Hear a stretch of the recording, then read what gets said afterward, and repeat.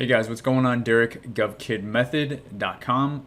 Right now I'm looking at a live solicitation that's due on June 18th. So you have just about 4 days to respond to this. This is for audio video equipment and installation. So any IT tech equipment companies that are watching this, if you guys are able to buy some equipment, if you don't know what audio video is, or audio visual AV, think conference rooms, think the monitors, think of the telecom equipment, Cisco, think of the codecs, think of the basically the big control panels, all the cables that link up a conference room, all that stuff. The government buys a lot of it, and there's this huge wave going through the country right now of different agencies needing to update all of their AV equipment. So this is what I call VTC, video teleconferencing equipment, is the term that I'm familiar with. So VTC contracts, I've done several of them myself. You have a technician, you buy the equipment, you go install, you train a few of the government employees how to use the new equipment. Maybe sometimes the contract will have some sort of troubleshooting, pricing CLIN for it, something like that. So just in a nutshell, really quickly, that's kind of what we're looking at here. So what I'm going to do today is I'm just going to show this to you, maybe inspire a few of you out here to go bid on this. Maybe I'll be doing more of these type of videos because we're closing in on the fourth quarter, and I'm trying to get a feel of what you guys are going to like, as well as something that I can do a lot of kind of videos on to help a lot of people. If you liked my bid proposal training video, this is not going to be as comprehensive as that. That kind of gave you a bit of a deeper look. This is going to be a bit of more of an overview like we've done in the past, but instead this is on a live bid. So the goal of this is to share a few things with you to make this helpful for those of you who can maybe go out and bid this thing, and maybe somebody from our community can go out and win this. So again, this is an AV contract. This is for VA, Veteran Affairs. June 18th is the response date. The set aside is blank, so that could mean this is full and open competition.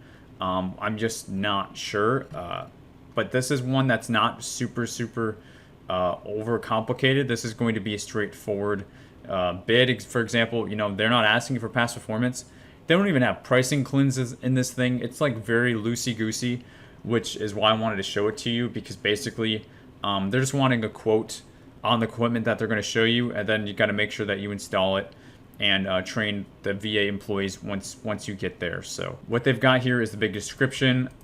I'm not taking you through that. Instead, I'm going to go ahead and open up the solicitation that we already have, and this is supposed to be quick, so I'm not going to spend really a lot of time on this. I've done a lot of videos in the past to show you how to read through these things, but again, this is the description for VTC equipment. They're using the 561.499 video conferencing services NAICS code, but I'm just going to show you they've got a PWS here, and they're saying all interested companies shall provide quotes for the following. So this is what they want to quote for. That's really all they're asking for to respond to this. That's why every single bid is different.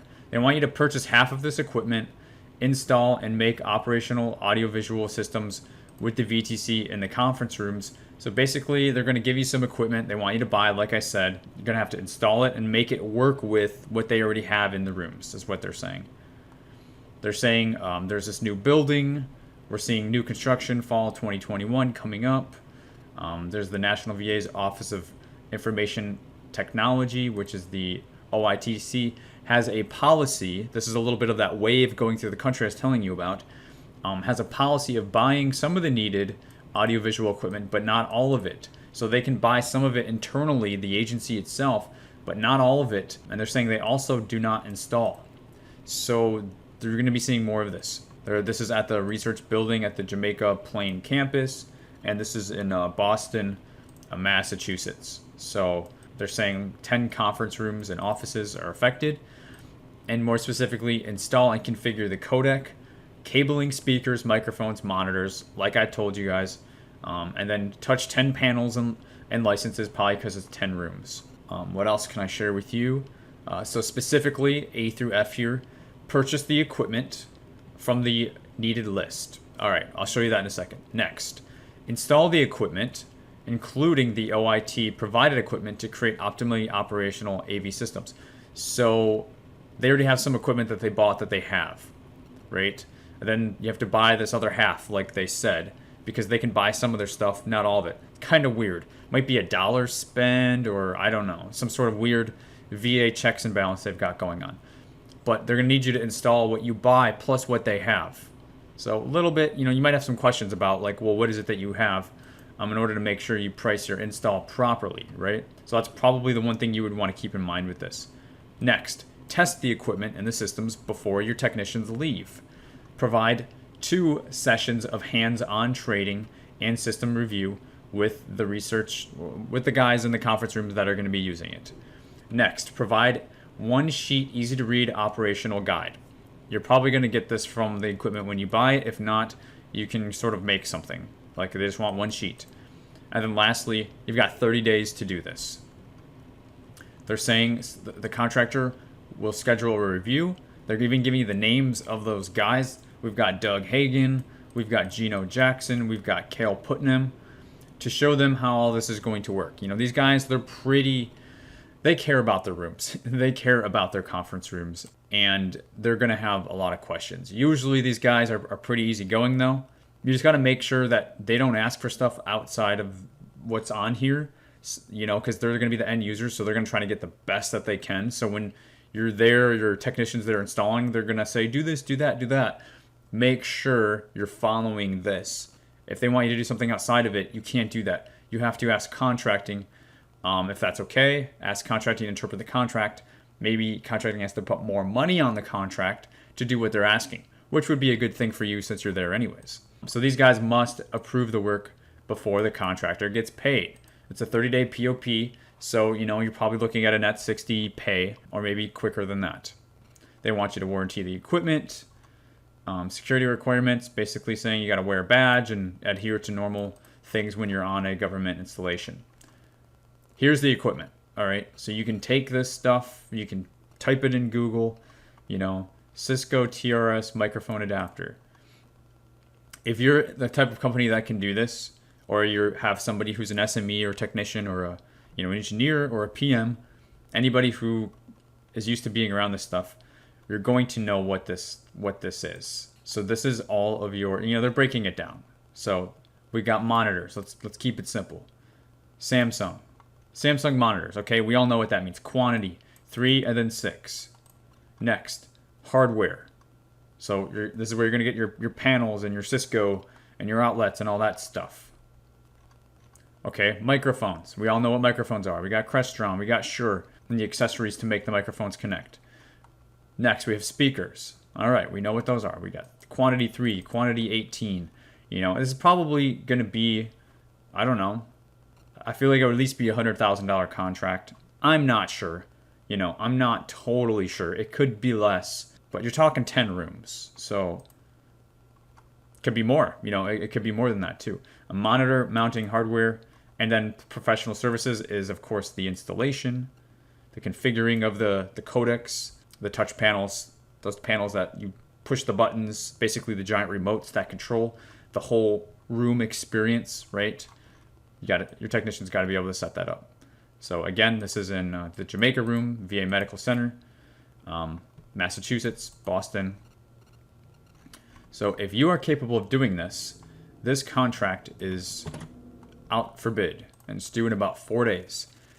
We did not see a Section L, a Section M. We did not see a proposal format. We did not see evaluation factors. This is the amendment that they posted. I'm just double checking to see. Because of course you want to check all of these, but I'm seeing if there's anything else that really stands out to me. They may, usually, if they're good, they'll highlight the changes or they'll make a note. Doesn't look like they did either, and quite frankly, looks like they did kind of a rush job on this. They just copy and paste everything in the description, which nobody can read, but it's the same. It's literally the same stuff. They just copy and pasted everything. So that's all that this stuff is, guys. So if you're interested, that's it. Really what you're going to do, since they have given you no direction on this, they've given you the equipment list, and they know that you have to install it, and you have to install the stuff that they're already providing you. So if you got questions, you got a couple days, email here Philip Crockett, or call Philip Crockett if you got questions. Again, it's like a 30-day turnaround. This is not meant to be a big job. 10 conference rooms. Here's the equipment. If you're the type of company that can go out and price all this in the next couple days, put your markup and all that stuff, have a technician, part of your company, hire a technician, whatever, then, you can probably get this done. And then you would get awarded, if you win, you get awarded the contract. Then you're going to have some sort of, pre-conference, award type phone call. You guys are going to set up dates that's going to work for you over the next whatever, whenever the room is available for your technician or technicians to go out there. Then you're going to get the job done, right? And then you're going to ask the questions about specifically, what is there on the site, But again, if you're doing this type of work, you should have a bit of an idea of, kind of what's going to be there. But you can certainly ask these type of questions. You can ask them in advance as well. So if we've got any small businesses here in the community that's interested in this thing, I'm going to link this up in the description for you. Again, this is a quick rundown. You absolutely must read this thing thoroughly if you're going to go out and try and bid on it. I'm just kind of giving you a few pointers, letting you know it's here and that there's opportunity for this type of work if you can go out and do this. Maybe this could be a contract that your business wins. We are not seeing past performance being, a factor here. So there really is nothing holding you back if this is the type of work that you want to do. And, maybe you can make it out to, the Boston, Massachusetts area to get this done. Now, before I let you guys go, I am going to do a shout out today from a recent comment. And this comment was from Jason Goodman. Jason responded to the, how badly do you need government contracting video here that, I'll show for you. He said, man, I'm out here putting in that work. I'm emailing, I'm on the phones, chasing these deals down, and I love it. Just drove from Albuquerque to the Florida Keys just to perform a site walk because all other vendors just submitted quotes instead of arriving and shaking the hands of the people that they're asking the job from. That was a 3-day drive for Jason. He says it was all worth it. The KO was impressed and awarded me as the best value, which means he got the contract even though he wasn't the low guy. Contracting was able to deem a higher value, less of a risk off of Jason and Jason's company instead of just going with the low guy who didn't even, care to show up, basically. Just don't quit, guys. Never quit, and make sure you give a shit. It's the feds. They can feel it.